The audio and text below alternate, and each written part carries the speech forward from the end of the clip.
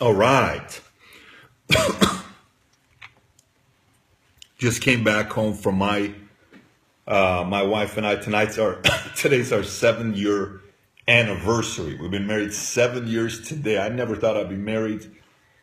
Period. My friends never thought I'd ever be married, but I've been married for 7 years as of today, which is an absolute miracle.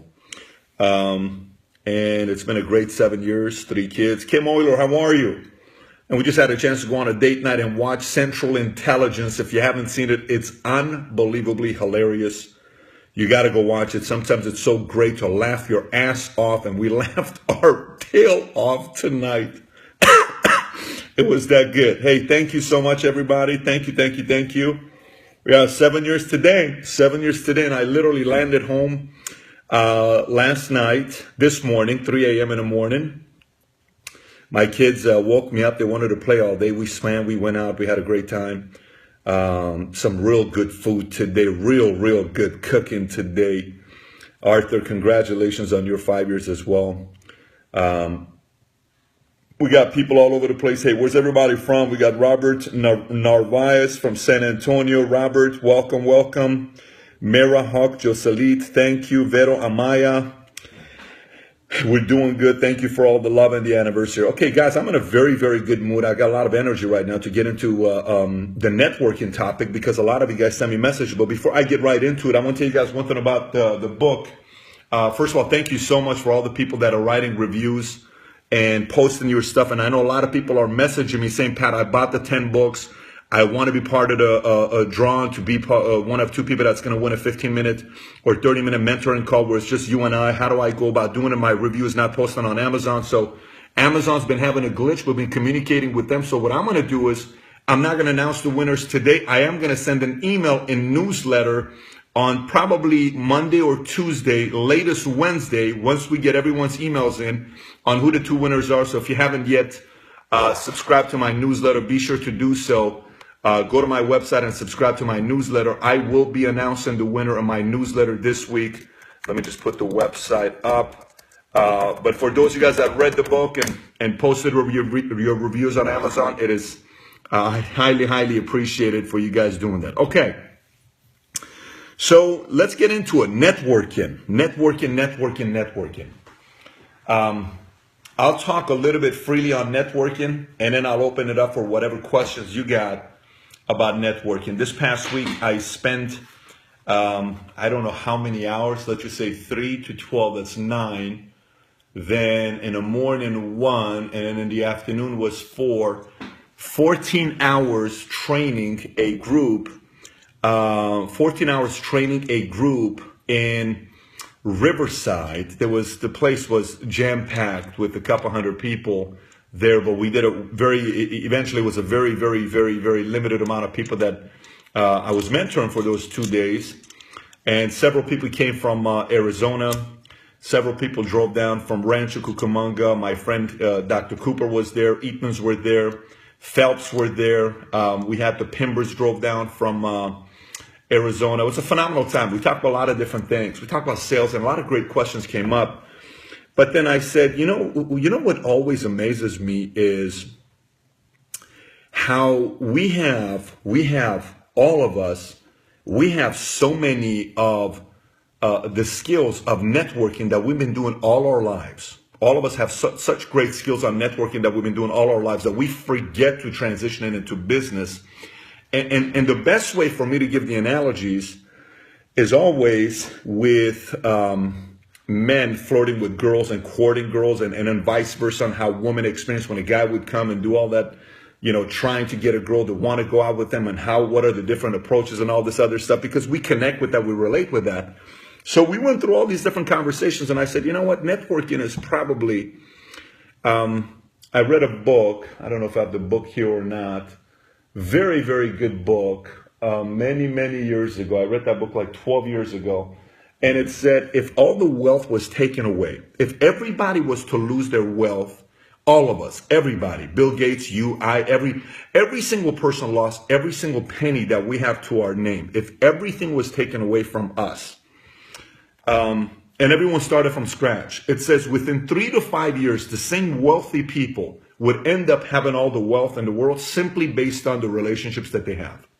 Okay, sometimes I was trying to tell this to a young guy I'm mentoring. He's no longer young, but I was trying to explain this to a young guy I was mentoring. I said, you realize you got to keep something in mind. He says, what's that? I said, be very diligent on the way you treat other people you're doing business with, because if you don't do business with them the proper way, this may be the last time they ever do business with you. And his response was, I don't care if they don't want to do business with me. I said, boom, that's a mistake right there, because it's ego, right? I'm reading this book by Ryan Holiday, who's a phenomenal author. He wrote a first book called Trust Me, I'm Lying, which is, by the way, a great title. The other book I read was Obstacle is the Way. Now this book, Ego is the Enemy. And he's got such great content in this book. This may actually end up being one of the book of the month. Ryan Holiday, for some of you guys don't know, I think he's based out of Austin. And he talks about so many great things here about ego. But one of the things is, when it comes down to networking, is first you got to realize, when you hear the saying, your network is truly your net worth, it really is. Your network is your net worth. It truly is. There are relationships in my life that's worth more than somebody giving me $5 million. So for instance, if someone said that person is completely taken out of your life forever, you can never talk to that person, will give you $5 million, I wouldn't take $5 million, because that relationship is worth more than $5 million. Think about that. But most people don't think about it that way. Most of us kind of just look at it, I don't care if anything. No, you got to have value for certain relationships. Why? Because, you may have a lot of good going on now, and you have certain relationships where you say, I don't need any of these relationships right now in my life. Well, that's great.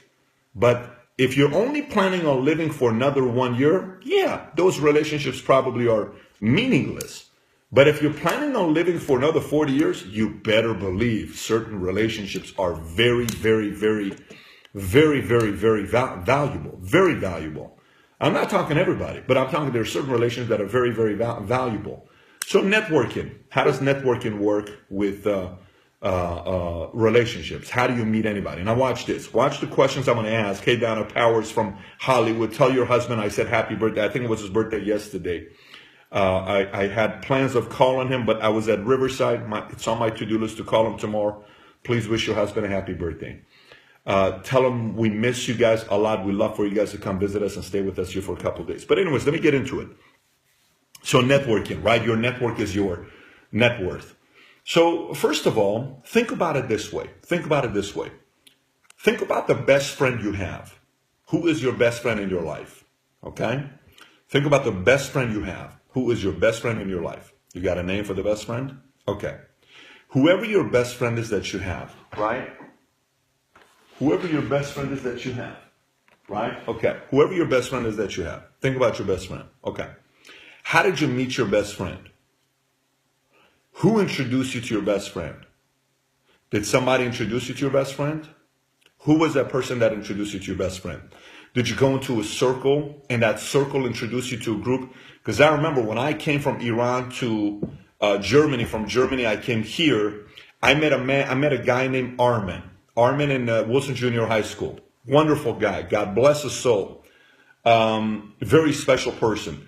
Him and Adrian, okay, were sitting across the way in the algebra class in summer school, 7th grade. They looked at me and I was fresh off the boat, brand spanking new. They said, hey, come on, why don't you hang with us? I went in, hung out with them. They introduced me to their group of friends. Then it came Art all these other guys that came through that friendship, that relationship. That network introduced me to their network, okay? So now I'm introduced to their network. Through their network, I met a lot of different people. Then I built other relationships with other people that I now have a valuable network. Then I introduced to their network, and our network started growing together. Some of these networks ended up dating each other and marrying each other. One of my cousins, I introduced him to another girl. They ended up marrying each other. This happens a lot. This is why network is so valuable, right? Networks have a lot of value. The same goes with business. So you go meet with somebody, and all of a sudden you meet with somebody. That person introduces you to their 5 people, and you introduce them to your 5 people. Then you have a bond of a network. So what happens there? Then you connect. What do you mean? How do you connect? So the problem with business sometimes is that when someone says, well, what are you selling? What are you selling? Okay, are you trying to sell me something? My friend one time said, well, is it that you're trying to sell me something? I said, of course I'm trying to sell you something. What can I do to help you? So the best part about network is always coming from a place of saying, hey man, who can I introduce you to? Who do you need to know? Who do you need? Who's the ideal person you're looking for? Why is it always important to ask, who are you looking for? How can I serve you? So that person says, you know what, honestly, I'm looking for somebody that is this, this, this, this, this. Okay, great. Let me think about somebody I can think about. And then actually deliver and give them those two names to talk to. Okay? I love connecting people. Great networkers are great connectors. So I think you need to talk to this person. I think you need to talk to that person. I think you need to talk to this person. I think you need to talk to that person. Great. Then they connect. Then you have the moral authority, the easy way for you to ask who they know. Okay? Then you have, for instance, I am right now speaking, I'm working on a very, very large project for insurance that's going to require us to, anyways, it's a multi-billion-dollar project I'm working on right now. So I need to speak to the top attorney in America. Okay? How do I get introduced to the top attorney in America? I get introduced to the top attorney in America by a man that I met by another friend that I met by another friend who invited me to a party at Gibson Island. I go and I meet this man, and then he introduces me to this attorney, and this attorney knows every single attorney general, every single Department of Insurance head at the top. She knows every reinsurance, everybody at the top. She has relationships with them. Every single one of them, she has relationships with them. So then I meet those people through this relationship. Now, this attorney is not a cheap attorney. She's not $600 an hour. Most attorneys are $600 an hour. This is a $1,200 an hour attorney. This is an attorney where an email is a $200 email, is what it is, okay? But she'll call you at 5:30 in the morning when she's on vacation in Hawaii because she's a pro. That's who she is. I did not meet her by going on Google and saying who's the best insurance attorney. That's not how you meet the best insurance attorney. I met this person. If I layer it by how many people it is, it's probably 50 relationships introduced me to her, okay? 50 relationships introduced me to her. But I brought value to the person who introduced me to this person, if that makes any sense. So, and then you always network through your relationships. I think a lot of times people don't build a new network because they don't know how to use their already existing network that they have. They don't know how to work through that network because it's always, hey, it's always like so much is about asking for other people to do for you. But the easiest thing about networking is what? How can I do something for you? Okay? So the approach doesn't work. And so people don't want to help somebody that's always about them because the approach doesn't work. And their approach, if you take the approach of how can I help you, they're always willing to be able to help you even more, right? So networking part, if you get good at the networking part, listen, making money in America or any part of the world is not difficult if you know the right people. You've heard that millions of times. I'm not the first one to tell you this. We've heard this. We've read about this. We've covered this. We've read this in books, watched it in movies, and listened to it on podcasts, listened to it on so many different things, right? But it's knowing how to use your existing network to get in deeper networks. And the right network you get into, and you do your part and you bring value, you don't wing it. Like there are certain people, and I'll say for myself, right? My wife and I the other day were talking, and I said, babe, I got a question for you. She said, what? I said, say Patrick Bet-David is now 50 years old. First of all, I'm going to be doing business for the rest of my life because I like doing business. I love doing business. Curtis, one of my good friends, asked me on Saturday, he said, so Patrick, what are you going to do 10 years from now, 20 years from now? Very good question. I said, look, here's what I do know. I am going to be talking about capitalism, free enterprise, and entrepreneurship till the day I die because I want to inspire millions of people around the world to understand the value of becoming an entrepreneur. That is never, ever going to stop. I'm going to be doing this for the rest of my life because I know what happens to people when they decide to become an entrepreneur, and I know what happens to people if they actually get serious about becoming an entrepreneur. The rest is history, right? So for me, one is business, you got to be serious about long-term business you're building. So I asked my wife, I said, babe, let me ask you a question. From all the people that we're in business with today, I said, who do you think I'm going to be doing business with 10 years from now? And then she started naming off the names. She said, this person, that person, this person, this person. But she didn't mention some of the names. I said, how come you didn't mention that person's name? I said, babe, I don't think they're long-term people. I think he's just doing something right now because he's happy and he's making money. That's what matters to him. He doesn't really value relationships. And I said, I never thought about that. Yeah, he doesn't really value relationships, but that person does, this person does, that person does. And I said, seriously, I know one thing about business is if you make businesses that everybody makes money together, everyone's always going to want to do business with you, especially your network. Anytime you call people that you've made money with, they will pick up your phone call because you always make money with them and you're someone that delivers. Your network needs to know that they can rely on you to come through when they need you. The moment your network cannot rely on you, then what's the value of the network? We can have a relationship friendship-wise, but for business, it requires delivery. So I'll open it up for any questions, and as long as the questions are good, I'm energized tonight. I got lots of energy. Even though I'm not going on a lot of sleep, but I have a lot of energy today. So you guys got good questions. I'll stay up here with you guys for some time addressing some questions, and we will go from there. So if anyone's got anything, questions here, please let me know, and we will go from there. All right, so let's see. Hello, great info, Brian Passon, Arian Hovsepian, Arian, we got on back here. So any questions you guys got on networking? Let me try to go back up here because I know we got a lot of comments. So true about delivering value to your networks and not just using it. Alfred, someone dropping a link is unethical, poor marketing strategy. I wonder why some people, so listen, hello, Alfred, I don't know what you're talking about, but okay, great. Good to have you here with us. How do you handle stress? I want to stay on the topic of networking. I could address that on a different one. How do you reach the discipline, highest level of discipline? How do you know when someone is afraid of Success Magazine? Best way of getting in front of a VC. Best way of getting in front of a VC is through other people that you have relationships with, to introducing, look, anybody you want. Think about it this way. Okay. Say you have a girl that you really like, okay? If you have a girl that you really like and you want to be able to take this girl out that you really like, we have different marketing approaches. You tell me which one's going to be the most effective. One, cold. You go and ask her out. That's cold. That's cold asking her out, right? Two, the second way you go ask her out is this. The second way you go ask her out is you go and say, you go and ask one of her friends and you say, you make friends with her, or you can send her a message on Facebook, or you can send her this. All these things could work. But imagine this way. Imagine this way.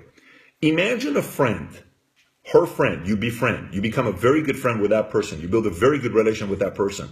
And that person talks to the girl you like and says, hey, I think you need to talk to this guy, Joe. What are you talking about? I think he likes you, and I think he's a very good guy. Then you ask her out. You got a reference, right? So many times people will come to VCs. People will send me a message and say, Patrick, if you could only invest $1 million in this company, you're better off having somebody else recommending you than just private message me and saying, hey, Pat, if you could only put $1 million in this thing, it'd be great. You know, Pat, can I get $100,000 investment? It doesn't work that way. People approach, Cuban like that. People approach different people like that, and it's not an effective method. Joseph, if you can get somebody that makes the soft intro to you to meet with someone, now that means that person's got to have credibility and that person's got to believe in what you're doing. If they do, the VC is willing to meet with you and speak to you about it.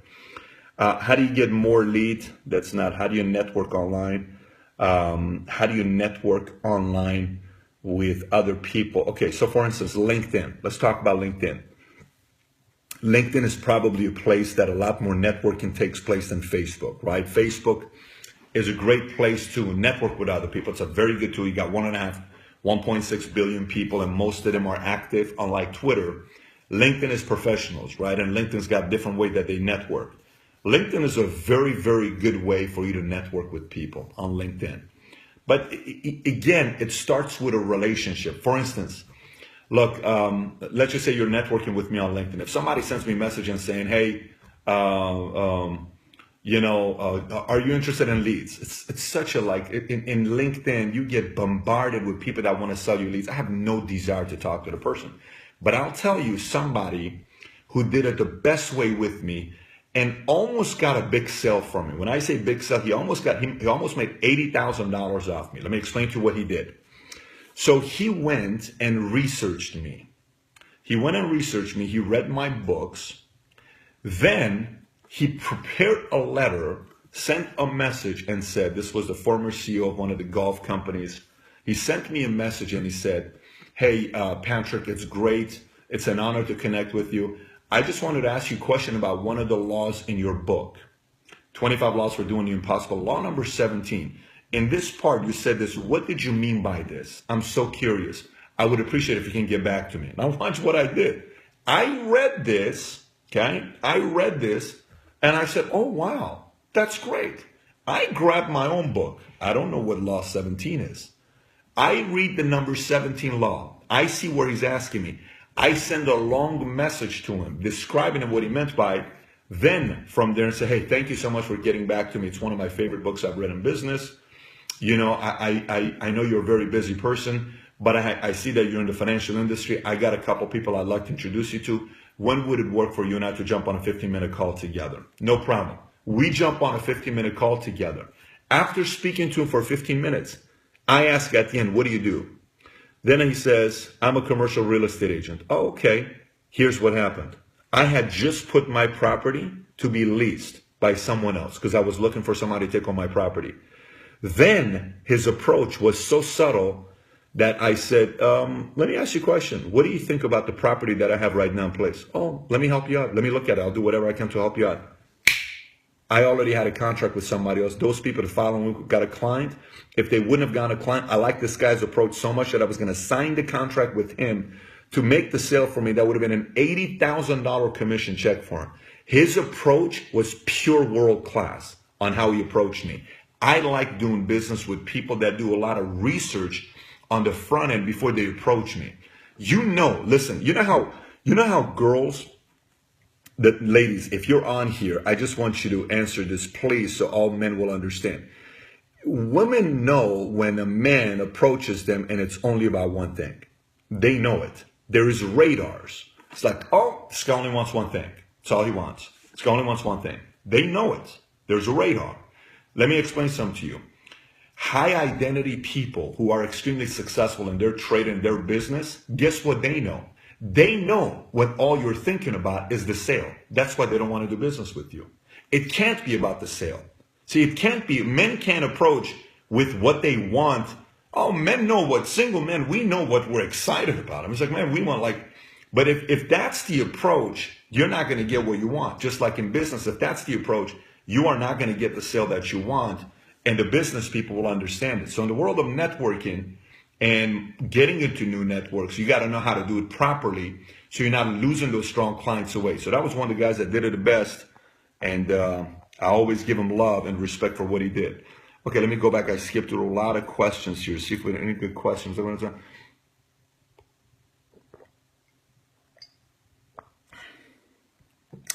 Patrick, I live in Oklahoma. I'm part of a solar company because I brought here a good friend.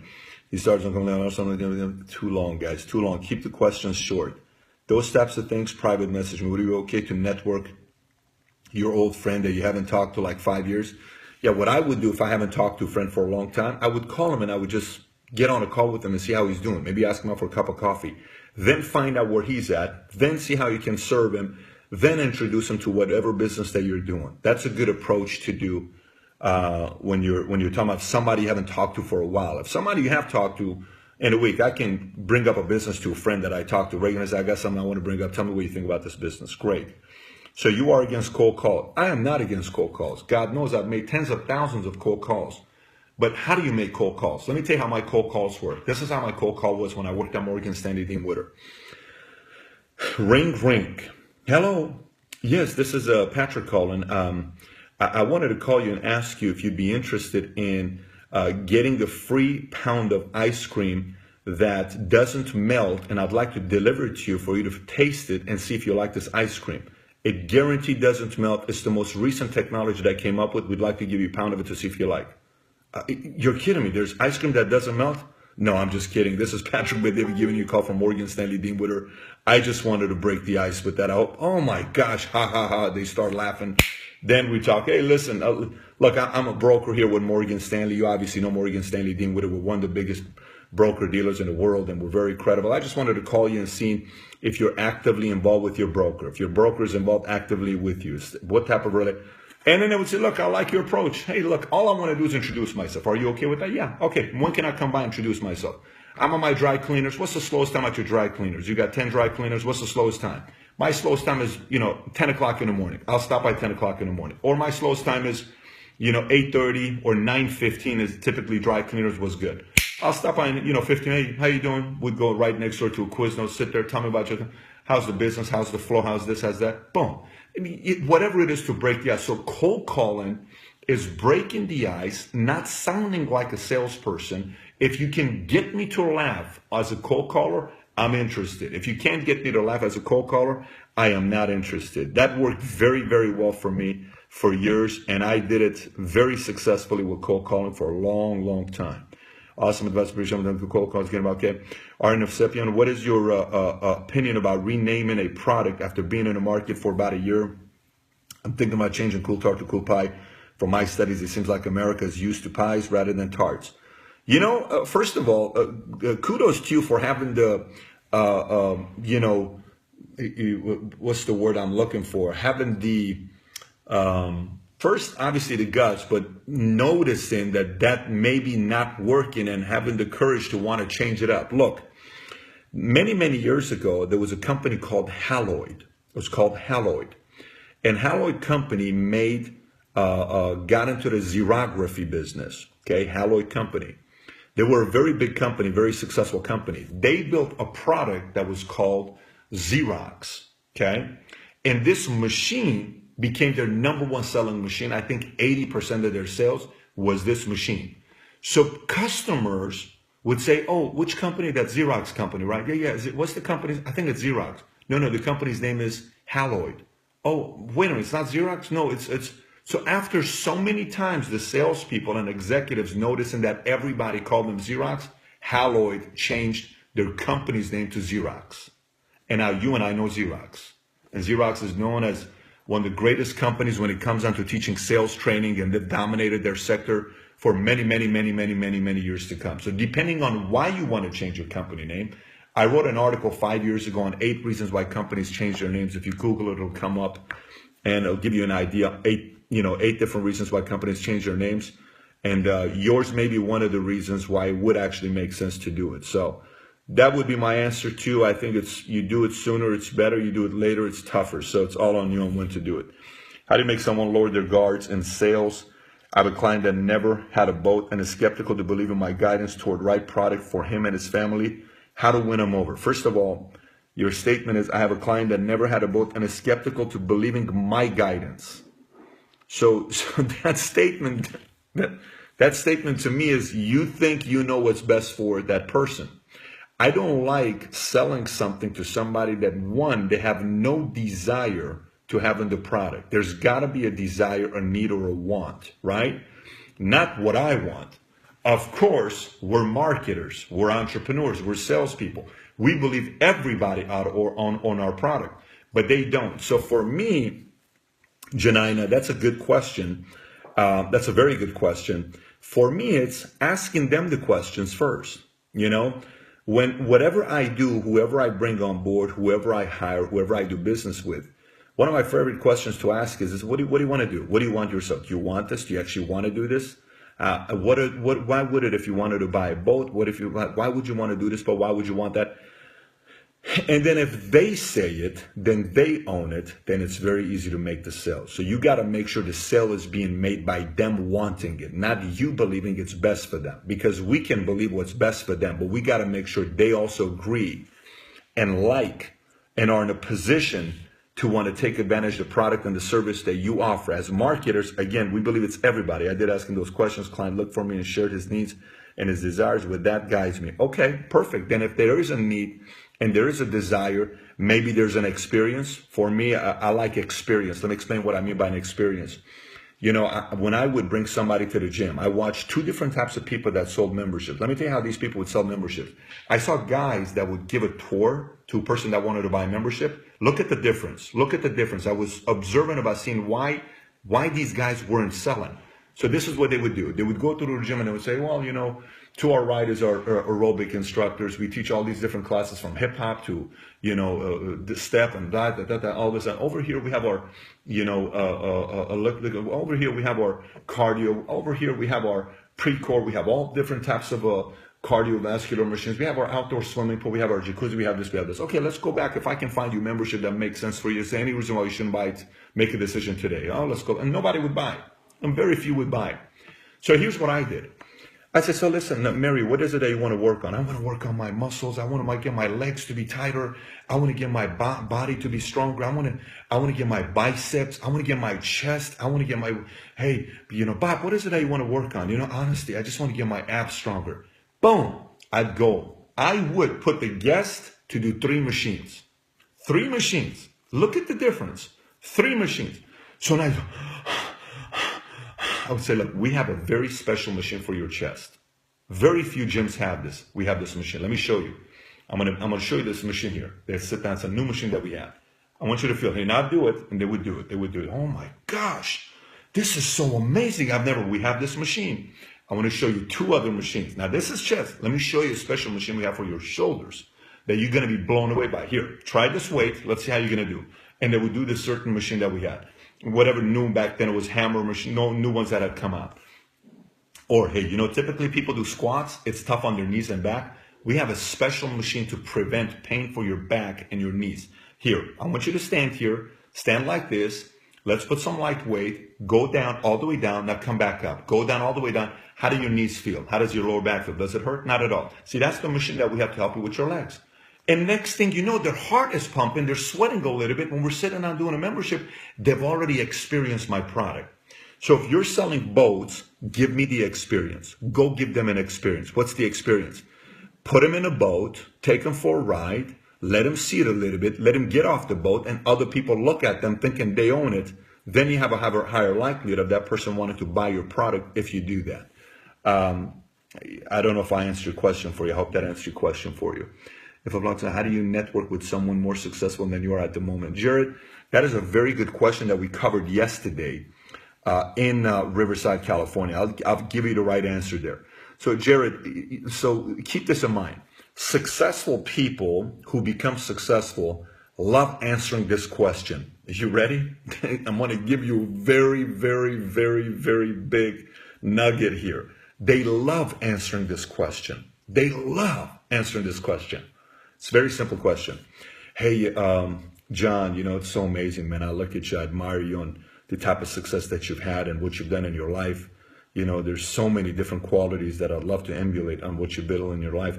What would you say are 3 of your keys to success on you reaching where you've reached right now? Well, let me tell you about the keys to success on what I've done. Well, my keys to success is hard work and, having a mentor and working very hard and, and then they open up. Then they want to help. Successful people love talking about how they became successful. They're just fascinated to doing that, right? They love doing that. I knew when I was coming up, when I figured this part out, a big part of my success, I was talking about this yesterday, was centers of influence. So I had 20 people that I wrote on a list who were my most valuable network. In my network, they were the most valuable people in my network. I wrote these 20 names down. And let me tell you what I did with these 20 names. I took these 20 names every quarter. My goal was every quarter, but I wasn't successful every quarter, but I did it every 6 months. My goal was every quarter to take them out to lunch. And every time I took them out to lunch, right after I took them out to lunch, I sent them a book a week later saying, this is a book I recently finished after the conversation that we had. I think you'll really enjoy this book. Again, thank you so much. Every single time I spend time with you, I value because I learned so much from you. Thank you. And then I'd send them a book. Why did I send them a book? Because most people send cards. Most people send an email. Most people send all this nonsense message on Facebook or LinkedIn. It shows you don't have that appreciation and that time to put into it. I sent a book with a note in it. I became a book sending machine is what I did. I became a book sending machine. Even today, last year, 2015, we sent over 31,000 cards. 31,000 cards that are sent to people last year. Why? Everything is about relationship, right? So how do you go and network with people that are way more successful than you? Say, look, I admire what you've done. I admire where you're at. Can I just, I'd love to meet with you and just learn a couple things about you. And then they want to help you and introduce you to people that you know. So, Jared, that would be my approach with people that are more successful than you. I live in Coral Springs. Joe, I live in Coral Springs. What's the best advice you can give me? Being a car salesman. I am new to business, car salesman. So Joe, tell me the car you sell, because it makes a big difference. This last week, I went and test drove the new Huracan and a Venador, the Lamborghini. That's a different sales than a Lexus. That's a different sell than a Porsche. It's a different sell than an Audi. It's a different sell than a Ford. It's a different sell than a lot of different things. So you got to tell me, okay, Kia. Well, Kia is a middle America product, right? Kia is a middle America product.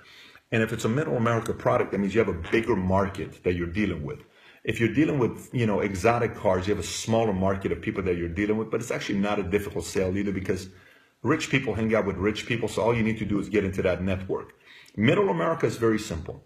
Treat them well, give them respect, take care of them, have an edge, remember anniversaries, remember birthdays, remember weddings, remember their kids' birthdays.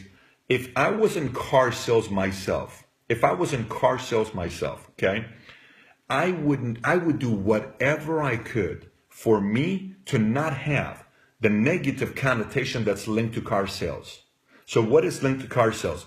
Pushy, arrogant, cocky, they all dress alike, they're all annoying. This whole thing that people think about car sales.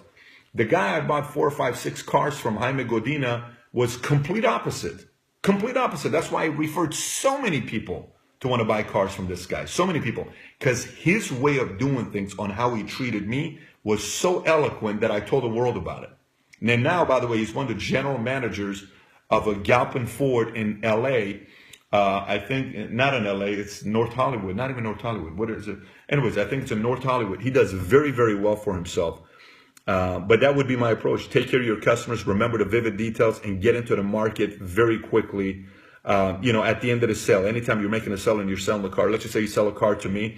This is what I would, if you sell a car to me. I would say, hey, Mr. David, thank you so much for trusting me to help you out with your car here that you were looking for your family, truck, so that whatever it is. From there, I would ask who else they knew, and let's just say whoever else I know for you, if I did send somebody. Even if I send somebody, this is the one thing that's so annoying that people don't do. It's basic etiquette. Even if I send somebody, Joe, stay with me here, Joe. Even if I send somebody to you that meets with you but never buys, always send me a gift. But if I send somebody to you that buys, send me a very nice gift. Very nice gift. I will forever remember it. Very few people will do it, but the professionals, they all do it. I guarantee they all do it. So it's so amazing. This formula of being an entrepreneur is so simple, but most people don't do the small little things that matter to win in this business. It's such a simple game. My gosh, this thing is so simple. Is it hard to be an entrepreneur? 100% it is. Love it. Use empathy to see what would be attractive. And looking great. Got it. I always gift my clients. There you go, Janena. Your product is something that you need to gift, and your gifts are probably more restaurants and things like that. One thing with high-end products is what I would do is I would say, hey, I would always have a relationship with 3 high-end restaurants, okay? High top-of-the-line restaurants. So, pick what, Ruth Chris, pick a Crustaceans, pick a whatever is high-end in your area. Here, there's a lot of high-end restaurants here. So pick the big steakhouse, okay? Expensive sushi, Nobu, whatever. Get to know the general manager. And if you get to know the general manager, get the general managers, let's just say there's a client you really want to impress. And you tell them and say, hey, go with somebody there, ask for John. You don't need to do this with every client, but a handful of clients you do this with. You say, hey, Mr. David, is any special event coming up with you and your wife anytime soon? Yes, actually, it's interesting you ask. We have our anniversary coming up. May I recommend a restaurant to you to go? Sure. There's a restaurant. I've been there before. Are you familiar with the manager there, John? No. Here's what I'd like you to do. I'd like to go. You go over there and you tell John that Larry sent you, and they're going to take good care of you. Oh, really? Yes. You sent John. Larry sent you. They're going to take good care of you. Okay. You go. And I say, hey, Larry, may I speak with John, the general manager? Yes. Larry sent me here. Oh, Larry? Larry who? Oh, Larry sent you? Oh, perfect. No problem. Take care of you. they go. Now, this may cost Larry $500 a month, but that $500 a month is going to make Larry $10,000 more a month, because you, my friend, became a pro, is what you became. And very few people are going to do things like this. Very, very few people. I had clients that I would say, hey, I want you to go to Rafi's place. Don't worry about it. Just ask for this person and they're going to take care of you. They would go there. They would call me. I'm at Rafi's place. What was the gentleman's name again? Ask for this person. Okay. And tell him Patrick sent you. Patrick sent you. And then Rafi's would tell me, Pat, the bill was $162. Here you go, buddy. Boom, scored away, done.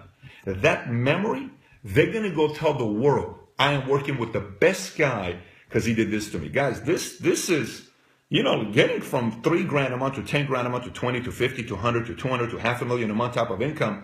It requires some diligence, but it ain't that hard. Anybody could do it.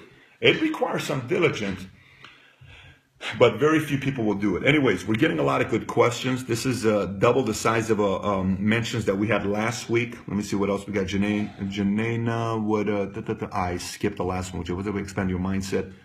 Love it, Patrick. Okay, let me get back here. Johnny Duran. Oh, Johnny, how you doing? Love it, Patrick. That's networking. Yes. Harsha, many enterprises are thin line between gifting and bribing.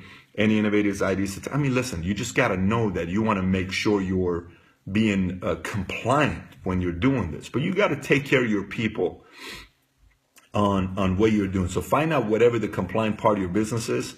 You don't want to break the laws, but you definitely want to break the rules. I haven't met anybody that built anybody big yet that hasn't yet broken the rules a few times.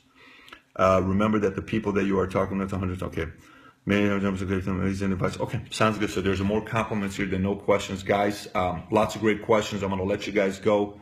For those of you guys who were participating in the books with what I was telling everybody about last week, my new book that came out with Tom Ellsworth, the gentleman who took Jandad public with 7 of his partners, and they sold it for $700 million, $680 million to be exact. We wrote a book called The Life of an Entrepreneur that got launched last week. If you have not purchased it yet, you can go on Amazon. If somebody can put up the link for you to see. I will be introducing the winner, because anybody that purchases 10 copies of it and gives them away to their peers, friends, family, and writes a review, I was going to give do a mentoring call. I'm going to announce that winner this Tuesday or Wednesday. So stay tuned for that. If you haven't yet purchased the book, I would kindly appreciate it if you get the book, The Life of an Entrepreneur, in 90 pages. The Life of an Entrepreneur in 90 pages. And when you do so, please also remember to post a review on Amazon as well when you do purchase the book. If you haven't yet subscribed to my newsletter, I will announce the winners this week. But with that being said, lots of great question, gang. I'm going to go spend a little bit of time that I have my wife tonight for our 7-year anniversary. Love the questions. Tonight's questions were better than any other night that we've had with questions, so keep them coming. We'll do this again same time next Sunday night, maybe a little bit early. I'd like to do it at 10 o'clock, but tonight was a special event with my wife and I anniversary. We had a great time. Life is funny sometimes. It goes by so quickly, you know, and as long as you can figure out a way to enjoy the moments, it's okay if it goes by quickly. If we can figure out ways to seize the moment, enjoy the time with our loved ones, with our family, with our friends. Because like this, we're 50, like this, 60, 70, 80, 90, game over. So you got to try to figure out a way to make a difference, build strong relationships, have a blast doing it, and try to make as big of an impact in your life as you can. Hey, good night to everybody. It's late, wherever you are. It's time to go to bed and have some sweet dreams, everybody. Take care. Good night. Love you. Bye-bye.